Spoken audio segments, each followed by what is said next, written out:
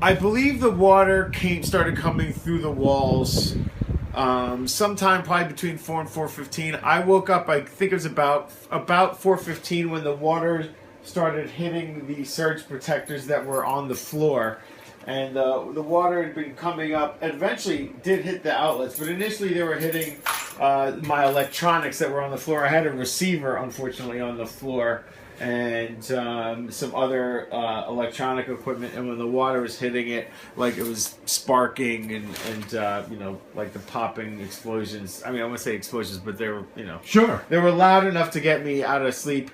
When I got up and I stepped down, I noticed the water was a couple inches deep to start coming through the walls, and I called 911 immediately, and they said make sure that you don't step in the water because you could electrocute yourself. So I kind of stood up on this couch here and was standing up on it. The smoke started getting thick, so I had to jump to that couch to open the windows because I was breathing in the things that were burning basically. How fast was the water rising at that point?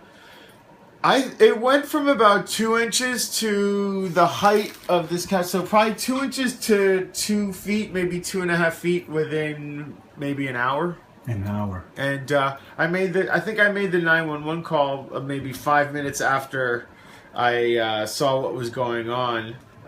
One real blessing that came out of this experience is I had an iPhone plugged in, and I was charging it, and it was actually underwater for probably maybe up to 30 seconds a minute before I realized that it was, and I got it out, and it wasn't quite working 100%, but it worked long enough for me to get a call out to 911.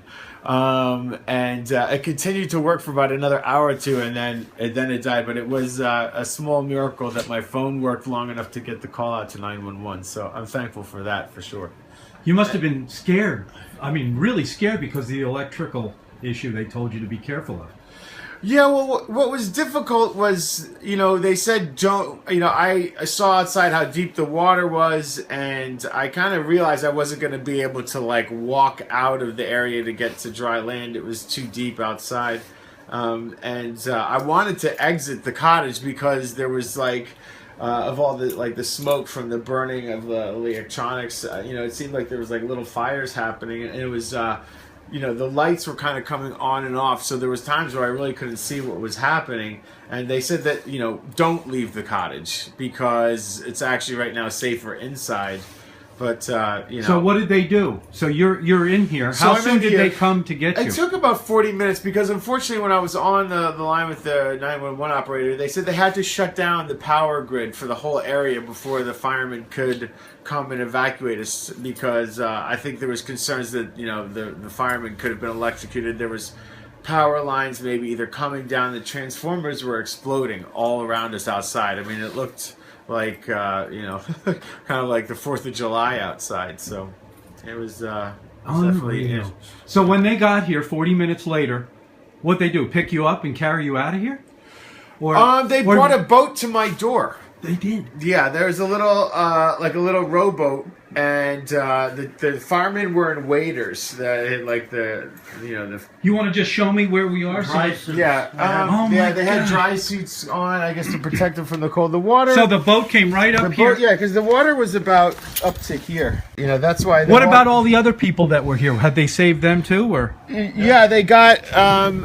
They got Maury and his mother and myself out right at the start, and then they took the little boat out. They had a big truck, some kind of truck that was high above the water. They got us, evacuated us into that truck. That truck then came around Washington and up to Union, where they had another fire truck that we got into from there that took us to the shelter at the high school.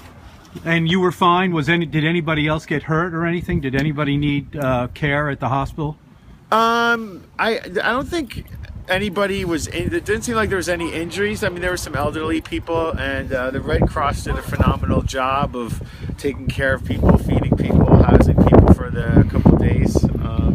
Some of us volunteered to kind of help out while we were there as well. So it was overall, it was a challenging experience to have to, to be evacuated in that way. Had you ever had this happen to you anywhere before? No, I've not. This is First the first time. Yeah, I know. It was. I guess because it was unexpected. I don't think any of us expected the storm surge to come up this high.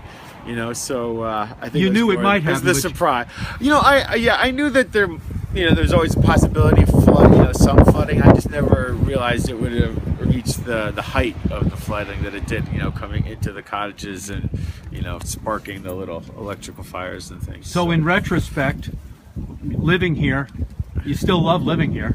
Yeah, I mean it's a beautiful location. You know that it's the low point of the island. You take that with living here, but I do love the area. I mean it's close to town. It's on the water. You can get outside on any day and just kind of walk to the little boat launch there. I windsurf, I kite surf and stuff. So to have access to the water is kind of convenient too. So you're not going anywhere. You're sticking around. There's some work to be done Sure. in my cottage, but I believe that once everything's we get everything kind of cleaned up and cleared up, I'm sure I'll be back, of course. Okay. Well, thanks for sharing your story with us. Absolutely. Pleasure to meet you.